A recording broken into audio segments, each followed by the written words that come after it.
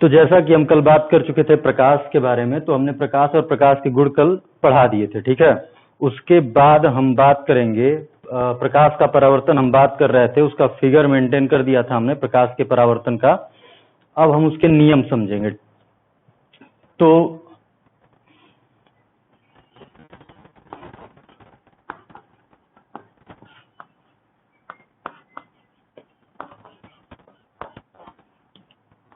प्रकाश के परावर्तन का जब हमने फिगर मेंटेन किया था, तो मैंने बताया था कि परावर्तन की घटना में एक परावर्तक पृष्ठ होता है, रिफ्लेक्टिंग सरफेस, जो कि चिकना होता है।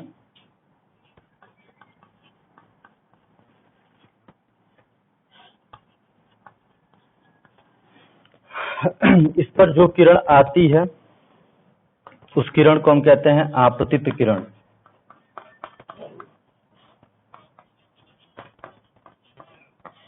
Incident ray. और जो किरण आती है उसे हम कहते हैं आपतित किरण। जिस बिंदु पर परावर्तक पृष्ठ के जिस बिंदु पर आकर किरण टकराती है उस बिंदु को हम कहते हैं आपतन बिंदु। पॉइंट ऑफ इंसिडेंस, उस बिंदु को हम कहते हैं आपतन बिंदु। तो परावर्तन की घटना में होता क्या है कि प्रकाश आता है, परावर्तक पृष्ठ से टकराता है, और जिस माध्यम में से प्रकाश आता है उसी माध्यम में पुनः वापस लौट जाता है। तो जो किरण वापस लौटेगी उसे हम कहेंगे परावर्तित किरण।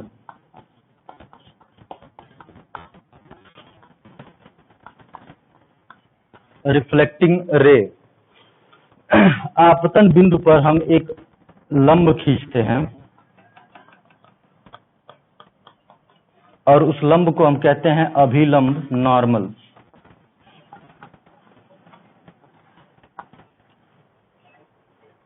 अभिलंब और आपतित किरण के बीच एक कोण बनता है जिसे हम कहते हैं आपतन कोण, जिसको हम प्रदर्शित करते हैं आई से।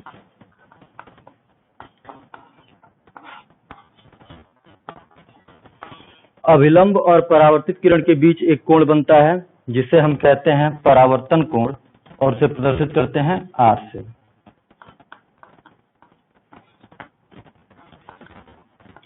एंगल ऑफ इंसिडेंस और एंगल ऑफ रिफ्लेक्शन। तो फिर से एक बार हम देख रहे हैं परावर्तन की घटना। परावर्तन की घटना में एक परावर्तक पृष्ठ होगा। परावर्तक पृष्ठ वो कहलाता है जिससे किरण टकराकर वापस लौट जाती है। तो ये है आपका परावर्तक पृष्ठ, ये बहुत ही चिकना होगा, पॉलिश्ड होगा, ठीक ना। उसके बाद एक किरण आएगी, उसे हम कहेंगे आपतित किरण। एक किरण, वह किरण टकराएगी और टकरा कर क्या हो जाएगी, वापस लौट जाएगी, इसे हम कहेंगे परावर्तित किरण। जिस बिंदु पर किरण आपतित होती है उसे हम कहते हैं आपतन बिंदु, और आपतन बिंदु पर खींचा गया लंब कहलाता है अभिलंब। अभिलंब और आपतित किरण के बीच को कोण को कहते हैं हम आपतन कोण, और अभिलंब और परावर्तित किरण के बीच के कोण को कहते हैं हम परावर्तन कोण। इसको प्रदर्शित करते हैं आई से और इसको प्रदर्शित करते हैं आर से। अब हम बात करते हैं, तो ये हमने कल भी देख लिया था। तो हमने परावर्तन की घटना की परिभाषा बताई थी कि परावर्तन होता क्या है। तो परावर्तन कहते किसे हैं, तो जब किसी माध्यम में कोई किरण आकर किसी पृष्ठ से टकराती है और टकराने के पश्चात उसी माध्यम में वापस लौट जाती है, तो प्रकाश संबंधी इस घटना को हम क्या कहते हैं, परावर्तन। तो ये रही परावर्तन की परिभाषा। अब परावर्तन से संबंधित दो नियम हैं, उन दोनों नियमों को हम देख लेते हैं क्या क्या नियम है। तो इस फिगर को आप वीडियो पॉज करके इस फिगर को मेंटेन कर लीजिएगा। इसके बाद हम देखते हैं परावर्तन के नियम।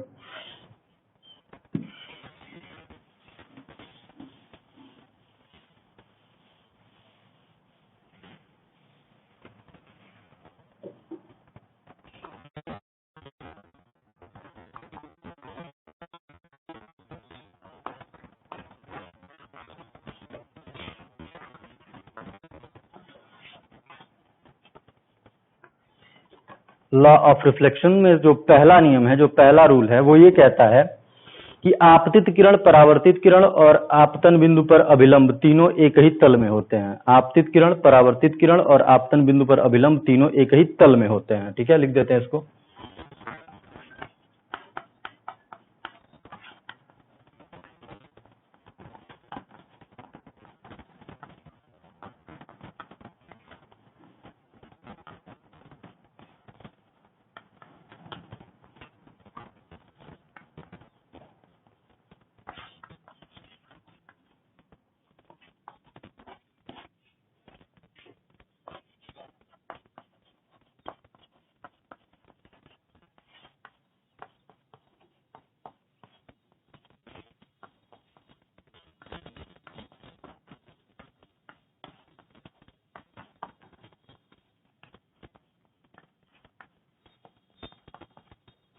तो परावर्तन का जो पहला नियम हो ये कहता है कि आपतित किरण, परावर्तित किरण और आपतन बिंदु पर अभिलंब तीनों एक ही तल में होते हैं। इसका मतलब क्या है? ठीक है, तो अभी तक आपने पढ़ा होगा 2D ज्योमेट्री। तो 2D ज्योमेट्री में हम ये पढ़ते हैं, जैसे ये हमारा बोर्ड है, तो बोर्ड पर जो भी हम फिगर बनाएंगे वो 2D होगा। ठीक है, 3D फिगर हम बोर्ड पर नहीं बना सकते हैं। जैसे आप आयत बनाए, आप वर्ग बनाए, आप वृत्त बनाए, तो ये 2D फिगर है, इसे हम इस बोर्ड पर मेंटेन कर सकते हैं। एक फिगर होता है 3D जिसे बोर्ड पर मेंटेन नहीं किया जा सकता है। उसमें 3 प्लेन होते हैं, एक होता है X, एक होता है Y और एक होता है Z। तो एक होता है XY प्लेन, एक होता है YZ प्लेन और एक होता है ZX प्लेन। अगर इसे समझना है तो आप कमरे से समझ सकते हैं। ठीक है, कमरे के कोने पर आप देखेंगे तो वहां से 3 दीवारें आपको उठी हुई, 3 फिगर दिखेंगे। एक ये प्लेन नीचे का फर्श, एक ये दीवार और एक वो वाली। तो आप उसमें से एक को XY, एक को YZ और एक को ZY मान सकते हैं। ठीक है, तो वो 3D फिगर है और 3D फिगर को हम बोर्ड पे मेंटेन नहीं कर सकते हैं। तो इसका इससे क्या संबंध है? तो ये संबंध ये है कि ये कहता है कि जो आपतित किरण है, परावर्तित किरण है और आपतन बिंदु पर जो अभिलंब है वो एक ही तल में है। मतलब अगर क्रिया XY, अगर ये प्रोसेस फिनोमिना अगर XY प्लेन में हो रहा है तो वो तीनों किस प्लेन में होंगे? XY प्लेन में। अगर YZ में है तो तीनों YZ प्लेन में। अगर XZ प्लेन में है तो तीनों XZ प्लेन में होंगे। मतलब ये तीनों के तीनों एक ही तल में होंगे। ठीक है, ऐसा नहीं है कि आपतित किरण XY में, परावर्तित किरण YZ में होगा, ऐसा नहीं होगा। तीनों के तीनों एक ही तल में होंगे, चाहे वो तीनों इनमें से किसी एक तल में स्थित हो। तो ये पहला नियम होता है कि आपतित किरण, परावर्तित किरण और आपतन बिंदु पर अभिलंब तीनों एक ही तल में होते हैं। इससे एक निष्कर्ष ये भी निकाल सकते हैं आप कि परावर्तन की जो घटना है वो एक तलीय घटना है। ठीक ना, वो एक ही सरफेस पे होगी, एक ही तल में होगी। अब दूसरा नियम ये कहता है कि आपने देखा है कि अभिलंब से आपतित किरण के बीच के कोण को हम कहते हैं आपतन कोण और अभिलंब से परावर्तन किरण के बीच के हम कोण को कहते हैं परावर्तन कोण। तो आपतन कोण और परावर्तन कोण हमेशा एक दूसरे के बराबर होते हैं। ठीक ना, ये बराबर कैसे होते हैं इसे हम सिद्ध करेंगे कक्षा 12 में, जब हम पढ़ेंगे हाइजेंस का सिद्धांत, हाइजेंस का तरंग संबंधित सिद्धांत। तो वहां पर आपको प्रूव किया जाएगा कि कैसे I=R होता है। ठीक है, लेकिन 10 के बेस पे हम केवल यही पढ़ेंगे कि आपतन कोण सदैव परावर्तन कोण के बराबर होता है।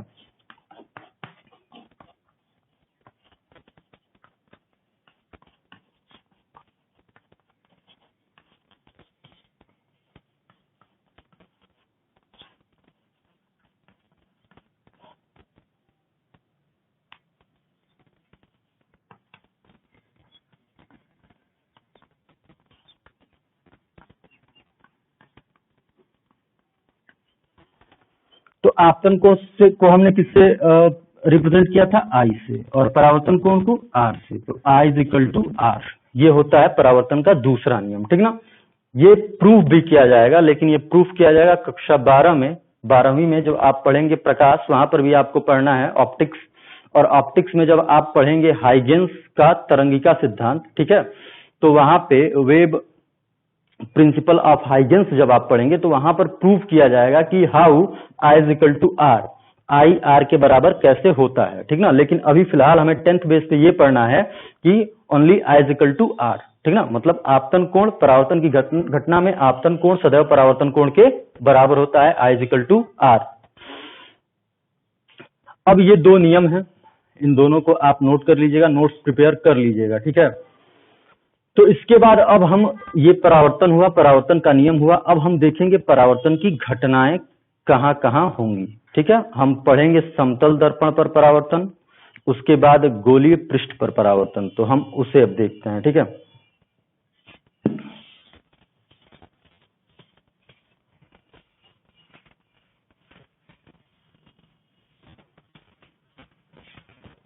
उससे पहले कुछ बेसिक लेवल पर हम चीजें जान लेते हैं, जैसे जो देखने में बहुत आसान होती है लेकिन हमें उसकी परिभाषा नहीं मालूम होती है। जैसे माध्यम क्या होता है, वस्तु क्या होती है, प्रतिबिंब क्या होता है, प्रतिबिंब को हम आगे दो भागों में बांटेंगे, एक आभासी वर्चुअल और एक वास्तविक।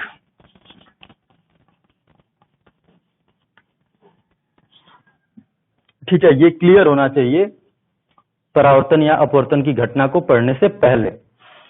तो सबसे पहले हम बात करते हैं माध्यम क्या होता है। ठीक ना, प्रकाश की घटना में, प्रकाश में जितने फिनोमिना पढ़ेंगे उसमें माध्यम कहीं ना कहीं आएगा। जैसे परावर्तन में केवल एक ही माध्यम होता है, ठीक ना, क्योंकि किरण जिस माध्यम से आएगी उसी माध्यम में वापस लौट जाती है। तो हम माध्यम तो करते हैं, लेकिन माध्यम की परिभाषा शायद हमें नहीं पता होती। लेकिन अगर हमें माध्यम को परिभाषित करना है तो हम ये कह सकते हैं कि प्रकाश किरण जिस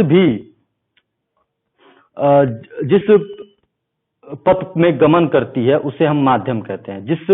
जैसे प्रकाश वायु में गमन करता है तो वायु एक माध्यम हुआ। प्रकाश लिक्विड, मतलब जो भी लिक्विड नेचर में जो भी मटेरियल है उसमें गमन करता है तो लिक्विड भी हमारा एक माध्यम हुआ, द्रव।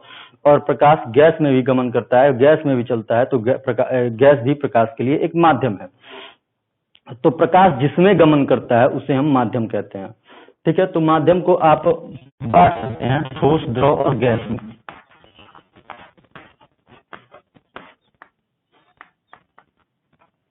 ठीक, अब थोड़ा इसमें भी बता दिया जाए, क्योंकि अपवर्तन की घटना में आप पढ़ेंगे सघन माध्यम और विरल माध्यम। ठीक है, माध्यम को हमने बांटा है, मतलब हमने माध्यम के प्रकार बताए हैं कि ठोस माध्यम हो सकता है, द्रव माध्यम हो सकता है, गैस भी माध्यम हो सकता है। ठोस में माध्यम कौन होता है? जैसे कांच आप लिख सकते हैं। द्रव में जैसे आप जल ले सकते हैं, कोई ऑयल है, तेल ले सकते हैं। ठीक है, गैस में आप वायु ले सकते हैं, नाइट्रोजन, हाइड्रोजन, जो भी गैसेस हैं आप उसे ले सकते हैं। ठीक ना, तो प्रकाश इन माध्यम में गमन कर सकता है। ठीक ना, कांच पारदर्शी होना चाहिए। अगर कांच के पीछे कोई लेप लगा है तो प्रकाश वहां पर उस कांच में गमन नहीं करेगा, बल्कि प्रकाश वहां से परावर्तित होकर वापस लौट जाएगा। ठीक ना, तो यहाँ पर पारदर्शी कांच लिख देते हैं। अब माध्यम कितने प्रकार के होते हैं? तो माध्यम दो प्रकार के होते हैं। ठीक ना, एक सघन माध्यम और एक विरल माध्यम।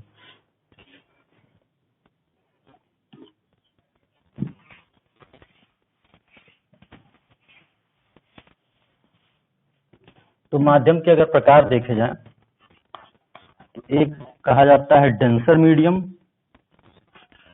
और एक होता है रेयर विरल माध्यम। अब इनकी परिभाषा, ठीक है, जिस माध्यम में प्रकाश की चाल अपेक्षाकृत कम होती है उसे हम कहते हैं सघन माध्यम, और जिस माध्यम में प्रकाश की चाल अपेक्षाकृत अधिक होती है उसे हम कहते हैं विरल माध्यम। मतलब यहां पर प्रकाश की चाल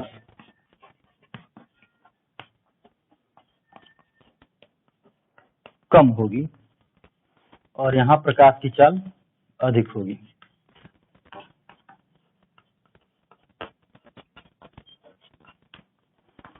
कभी प्रकाश की चाल 3 × 10⁸ से अधिक नहीं होगी। ठीक ना, मतलब एक दूसरे की तुलना में जब दो माध्यम होंगे और दोनों की जब तुलना करेंगे, जैसे मान लीजिए एक वायु है और एक आप ले लीजिए कांच है, चाहे जल है, तो अब इन दोनों में हम तुलना करेंगे कि कौन सघन है और कौन विरल है। तो आपको नहीं पता कि किसमें, अगर आपने कुछ नहीं अभी आप कुछ नहीं जानते हैं तो आपको नहीं पता कि वायु में जो है कि चाल अधिक होगी या कांच में चाल अधिक होगी। तो उसको विरल और सघन माध्यम पहचानने के लिए एक दूसरा तरीका ये अपनाया जा सकता है कि जिस माध्यम में कण दूर दूर हो वो विरल माध्यम होता है, और जिस माध्यम में कण पास पास हो वो सघन माध्यम होता है। ये परिभाषा नहीं है, ये बस पहचानने का तरीका है। परिभाषा ये है कि जिस माध्यम में प्रकाश की चाल अपेक्षाकृत कम होती है वो सघन माध्यम, और जिस माध्यम में प्रकाश की चाल अपेक्षाकृत अधिक होती है वो विरल माध्यम। आप ऐसे समझ सकते हैं कि अगर एक कमरा है, कमरे में बहुत लोग हैं, कमरा बहुत डेंस है, तो उसमें आपके लिए दौड़ना मुश्किल होगा, अर्थात वो सघन माध्यम। और एक कमरा है जिसमें कि कुछ लोग हैं, दूर दूर हैं, तो उसमें आपको दौड़ना अपेक्षाकृत आसान होगा, इजी होगा, तो वो हो गया विरल माध्यम। आप ऐसे समझ सकते हैं। ठीक है, तो जब भी हम माध्यम लेंगे तो एक दूसरे की तुलना में लेंगे। जैसे यहाँ पर हम वायु और कांच की तुलना करेंगे, तो वायु और कांच में आपको पता है कि वायु में वायु के कण दूर दूर होंगे, इसलिए कौन सा माध्यम हो जाएगा? विरल। और ये कौन सा माध्यम हो जाएगा? सघन, क्योंकि आप जानते हैं कि कांच एक ठोस है, तो ठोस के कण बहुत पास पास होते हैं, ठीक है। अब इन दोनों में जब प्रकाश की चाल की तुलना करेंगे तो वायु में प्रकाश की चाल अधिक होगी, क्योंकि ये विरल माध्यम है, और कांच जो कि ठोस है उसमें प्रकाश की चाल कम होगी, ठीक है। तो इस प्रकार हम माध्यम को बांटते हैं दो भागों में, सघन माध्यम और विरल माध्यम। समझ बात आई? तो इसको आप नोट कर लीजिएगा। अब आगे बढ़ते हैं। वस्तु क्या होती है?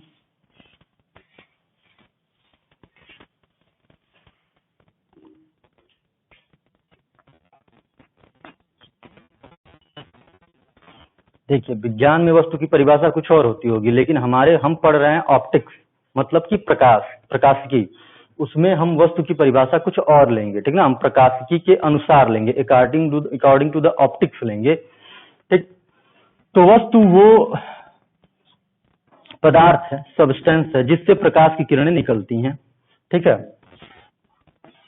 अच्छा, अगर बात कर ली जाए तो वस्तु ऑब्जेक्ट भी अगर प्रकाश के दृष्टिकोण से देखा जाए तो दो प्रकार के होते हैं। एक होता है ल्यूमिनस और एक होता है नॉन लुमिनस।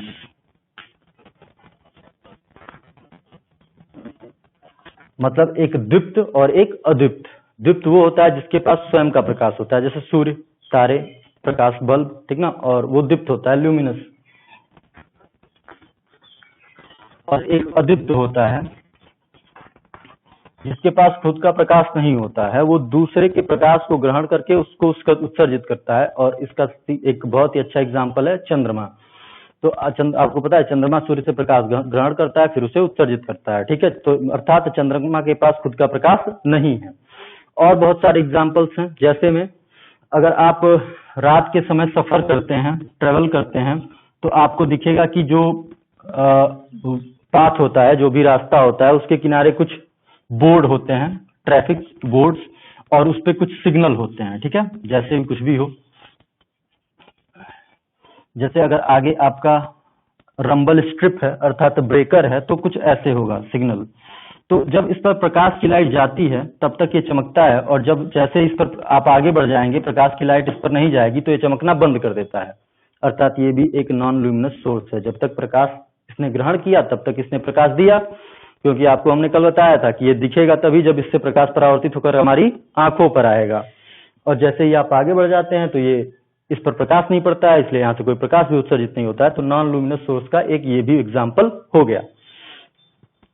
तो हम बता रहे थे कि वस्तु वो होता है जिससे प्रकाश उत्सर्जित हो रहा हो, जिससे प्रकाश आ रहा हो। अब वो प्रकाश उसका खुद का भी हो सकता है या दूसरे का भी हो सकता है, ठीक ना। खुद का है तो दीप्त है, दूसरे का है तो अदीप्त है, ठीक है। इससे प्रकाश निकलेगा। हम आगे देखेंगे कि ये सिंपल मिरर होगा, चाहे यहाँ पर स्फेरिकल मिरर होगा, मतलब गोलीय दर्पण होगा, उस पर पड़ेगा, ठीक है। तो यहाँ से परावर्तन की घटना होगी और उसके बाद इसका प्रतिबिंब बनेगा। तो मुझे अभी वस्तु समझाना है। तो वस्तु क्या होता है? तो वस्तु एक ऐसा पदार्थ है जिससे प्रकाश निकलकर दर्पण पर चाहे लेंस पर पड़ेगा, क्योंकि लेंस में भी वस्तु आएगा और दर्पण में भी वस्तु आएगा, ठीक है। तो वस्तु की परिभाषा हो गई कि जिससे प्रकाश की किरणें निकल रही हों, वो वस्तु है हमारे ऑप्टिक्स के लिए। अब हम बात करते हैं इमेज अर्थात प्रतिबिंब। वस्तु को कहते हैं ऑब्जेक्ट।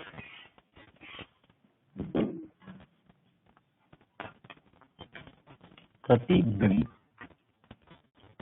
प्रतिबिंब होता क्या है, बनता कैसे है, और प्रतिबिंब के कितने प्रकार होते हैं, ये हमें सब कुछ पढ़ने से पहले पढ़ लेना है। और ये as well as for reflection and refraction दोनों के लिए यूजफुल है, ठीक ना। क्योंकि दोनों में हमें ऑब्जेक्ट, इमेज दोनों में जानना है, ठीक है। उसके बाद वर्चुअल इमेज, रियल इमेज दोनों में पढ़ना है, ठीक। तो हम दोनों के लिए तैयार रखेंगे। तो प्रतिबिंब क्या होता है? तो जब किसी तल से किरणें टकराकर वापस लौटती हैं, जब किसी तल से किरणें टकराकर वापस लौटकर एक दूसरे को काटती हैं, तो वहां प्रतिबिंब बनता है। प्रतिबिंब वस्तु के समान दिखाई देता है, ठीक है। प्रतिबिंब किसके समान दिखाई देता है? वस्तु के समान। जैसे थोड़ा आगे बढ़कर बात की जाए तो सिंपल मिरर अगर ले लें हम, साधारण दर्पण जिसमें आप अपना चेहरा देखते हैं, घर पे होगा, तो आप देखते हैं जब आप उसके सामने खड़े होते हैं तो आपका सीधा एवं आभासी प्रतिबिंब बनता है दर्पण में। तो अगर आप मनुष्य हैं तो प्रतिबिंब भी मनुष्य होगा, ठीक है, कुत्ता तो होगा नहीं, ठीक है। तो मतलब प्रतिबिंब, ये प्रतिबिंब है, तो प्रतिबिंब किसकी तरह दिखाई देता है? ऑब्जेक्ट की तरह। बनता कैसे है ये हम आगे बताएंगे, ठीक ना।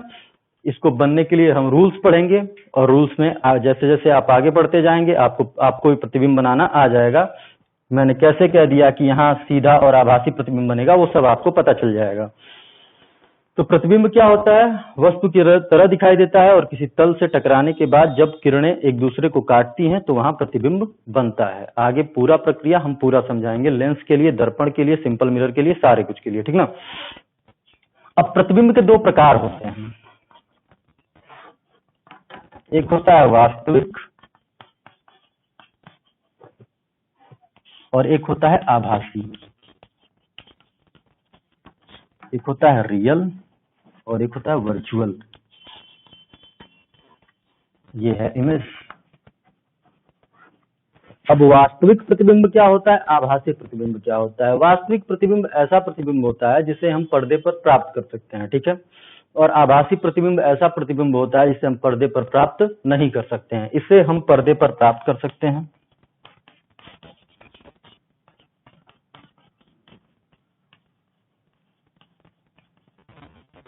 और इसे हम पर्दे पर प्राप्त नहीं कर सकते हैं, ठीक। अब थोड़ा और आगे चला जाए तो मैं आपको दिखाऊंगा कि ये वास्तविक प्रतिबिंब बनता कैसे है। तो जब दो किरणें वास्तविक रूप से एक दूसरे को काटती हैं तो वास्तविक प्रतिबिंब बनता है। जब दो किरणें, मान लीजिए दो किरण हैं और ये वास्तविक रूप में एक दूसरे को काटती हैं तो प्रतिबिंब बनता है और वो प्रतिबिंब वास्तविक होता है, ठीक है। जब दो किरणें आभासी रूप में एक दूसरे को काटती हैं, मतलब काल्पनिकतः काटती हैं,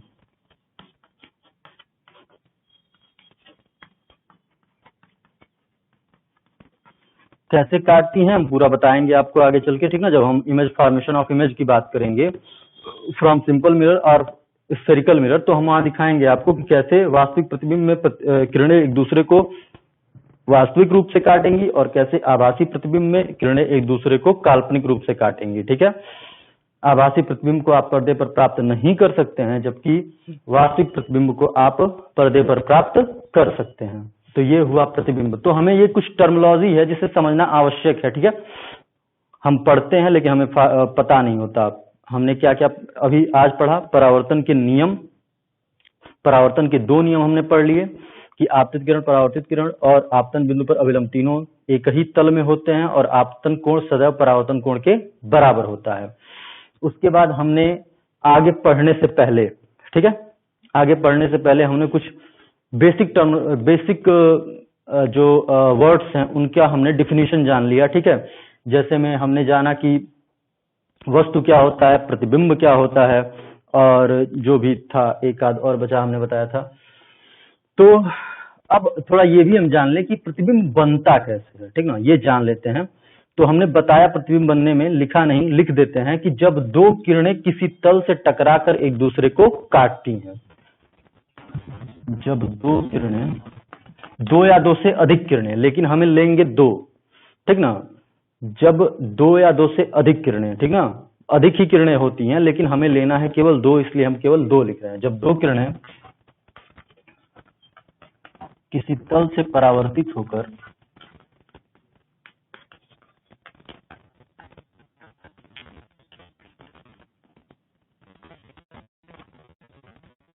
एक दूसरे को काटती है